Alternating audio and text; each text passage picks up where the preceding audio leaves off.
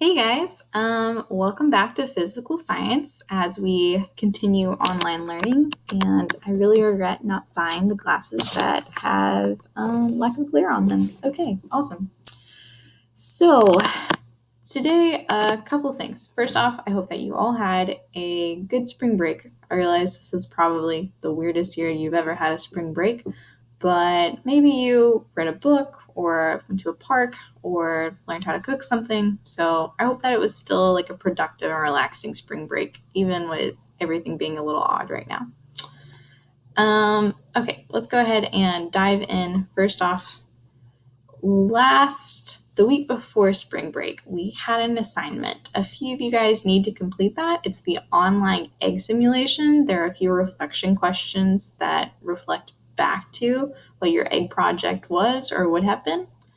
And I'd like you to make sure that you answer those. That is directly impacting your grade. If you have questions about it, then I have office hours from 1 to 2:30. I'm going to set up a Google Hangout for us going forward where you can either sort of text me, it's like an instant chats kind of thing. I don't know if that's still a thing. There's also video calls, but if that is kind of weird for you, then there's also just like a phone call version. So either way, I don't care. All ways are good ways.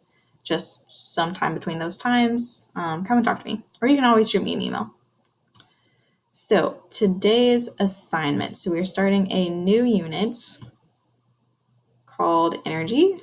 This is what today's assignment is going to be. We're going to watch this video that I'm recording now, fill out a Google form, and then your assignment is to create a temperature versus time graph in Google Sheets and submit it.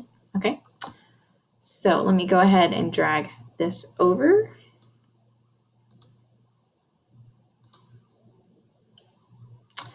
All right, so we're starting a new unit on energy. I'm going to move myself over here. There we go.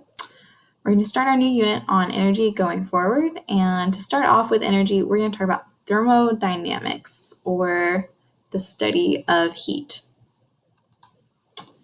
Okay, this is your assignment for today. So I'm going to keep updating this PowerPoint with really explicit instructions of what exactly you need to do each day. That way we're all on the same page and you're getting this information kind of in multiple places, right? You're getting it on the slides and you're also getting it in Google Classroom. So first thing I'd like you to do is to answer some check-in questions on this Google form. This is just kind of like a small thing. Full name, please. There are a few of you just put your first name each time. But like I have like 20 Madisons, okay? Just full name. Not that, okay, yeah, anyway. There's just a few questions about the slides and about the video. And then once we're checking question for you, I'm going to try to ask you guys like a question that's sort of fun each time, just so that we're kind of keep communicating and you get to sort of reply back to me. All right, listen to this video over these slides and then create a temperature versus time graph in Google Sheets or Excel. So going forward, here are some of our notes and here is my sort of mini lecture. All right, temperature. What even is temperature anyways? So temperature is the average kinetic energy of particles in matter. If you remember back to when we talked about momentum, we sort of covered kinetic energy, but we're going to go over it in a lot more detail within the next coming weeks. So kinetic energy is the energy that all moving objects have. So all particles are moving around, right? They're moving around really slowly in solids, they're moving around quicker in liquids, and then they're more spaced out in gases, but they are all still moving. And because they are all moving, they all have to have some kinetic energy. Now there's an equation for kinetic energy. It's kinetic energy equals 1/2 times the mass of the object times the velocity of that object squared. Remember, velocity is related to speed. But we're not going to start using the equation quite yet, okay? Just a quick reminder. So temperature is the average, how much those particles in that matter is moving, okay? You can measure it in different ways, Kelvin, Celsius, or Fahrenheit. More on that in just a second. Note that there's a big rule, and we're going to talk about this more as we get more into thermodynamics, but energy is always transferred from faster moving particles, which are hotter, right? They have more kinetic energy, to slower moving particles, colder objects, until there is some sort of balance, until they're the same speed. Now, if we talk about thermal energy is just one type of energy, and we're going to talk about how there's many different types of energy, but thermal energy is the sum of all the kinetic, so all the moving energy, and then all of the potential energy of the particles in that object. A couple things about thermal energy. So as you add heat, as you heat things up, you increase the kinetic energy, therefore you increase thermal energy.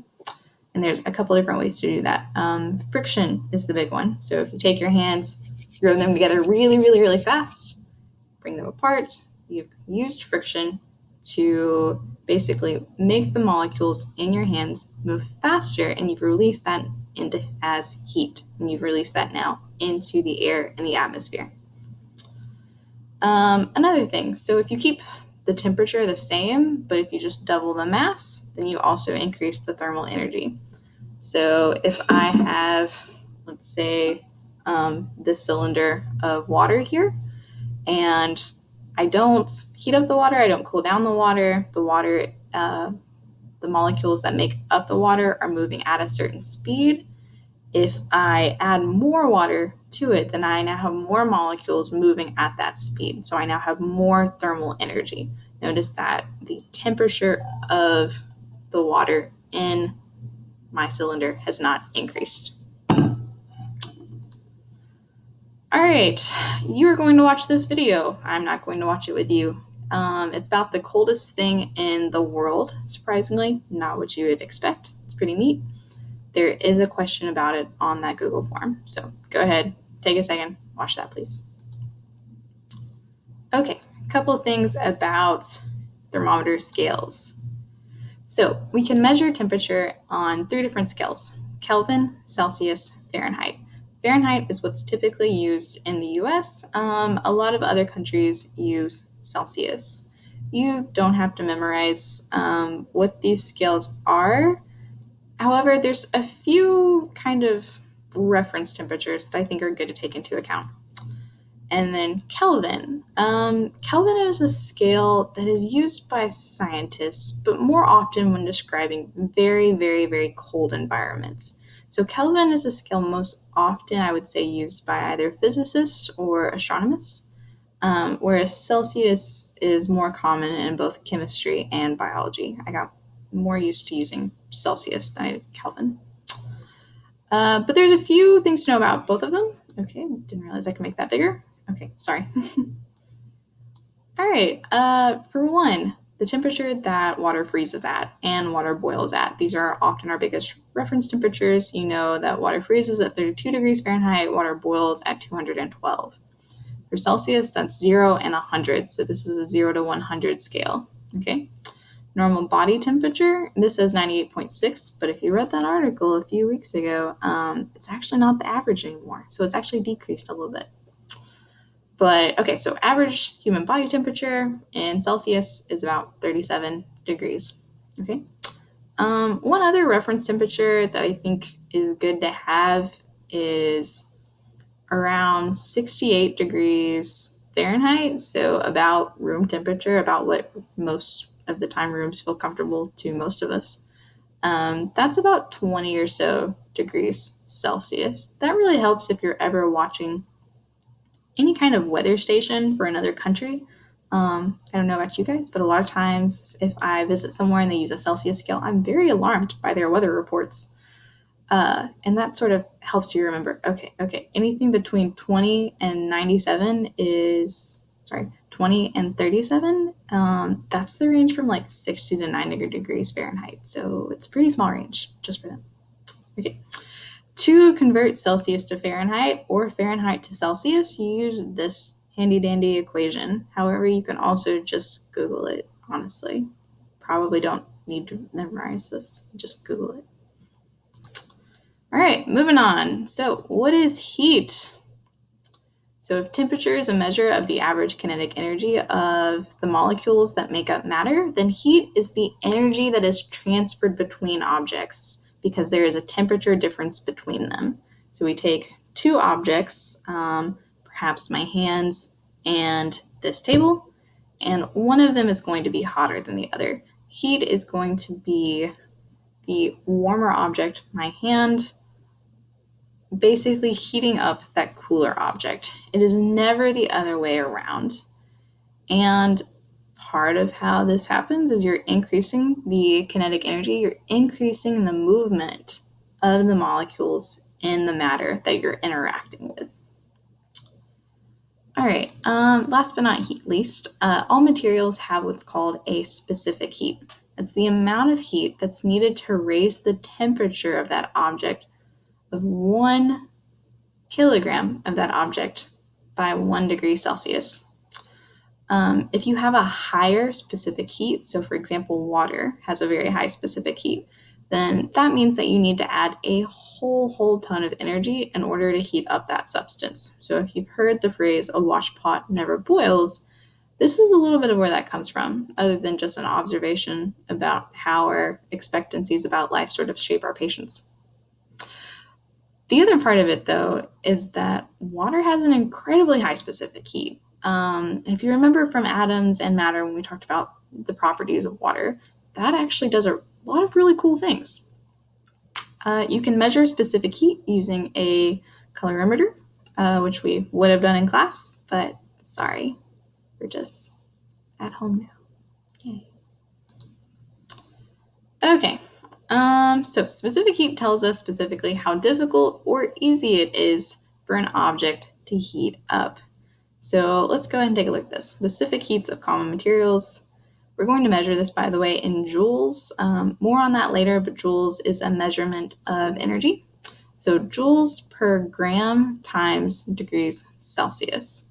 So here's water. There's water as a gas, water as a solid, and water as a liquid.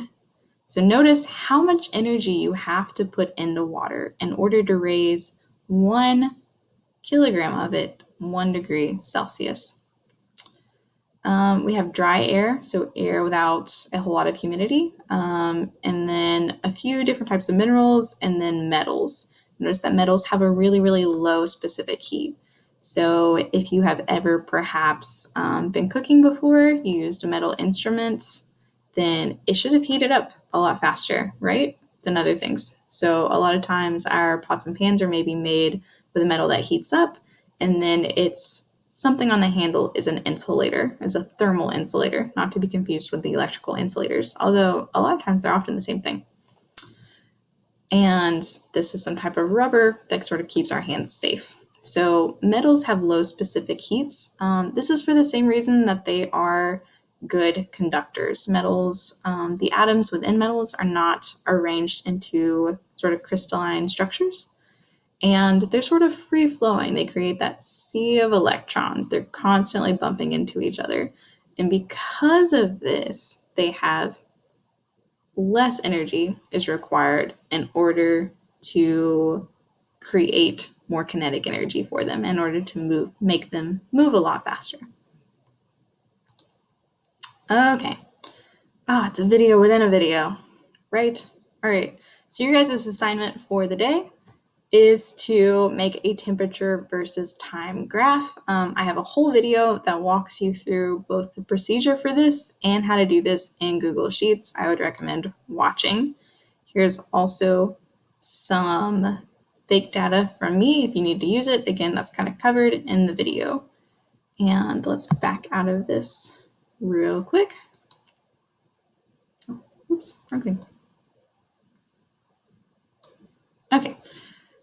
And last thing, so you guys are going to submit your copy of your temperature versus time graph. I've already created a Google Sheet for you. It is blank, and I would like you to set it up as I do within the other video on temperature versus time, okay? If you have any questions, please feel free to email me. Again, office hours are between 1 to 2:30, but I'm going to try to respond to you guys as quickly as possible for the rest of the time. This assignment is due at 8 a.m. on Tuesday morning, okay? If, however, you have some outstanding circumstances, then please email me so that we can talk about it. I can't help you guys if I don't know what's going on, but I want to know. keep me informed. All right. And have a good night.